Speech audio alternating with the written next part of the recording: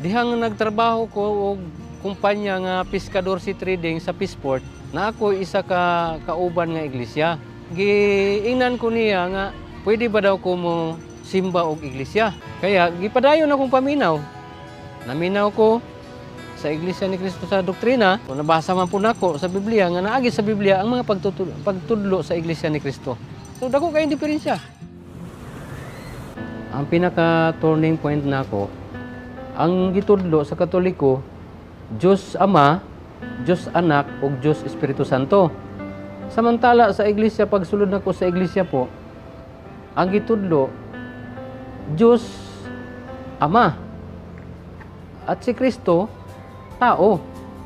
Wala pong gitawag nga Trinidad sa iglesia. Ang kauban ako sa trabaho, giingnan ko nila nga nganong nisulod man ka ng iglesia. Nga kana ra bang iglesia o maka-absent ka diya. Ginatingil ka ana sa ilang dako-dako. Nang bali na kay utang. O ana ang ilang pagsulay sa kuha nga nakasulat sa Biblia ang may tungod sa kaluwasan. Buo na ang akong gibarugan nga bisag unsay may tabo iglesia ni Cristo po. Sa oras nga manalangin ka, naagi imong bation nga gidungog ang imong panalangin.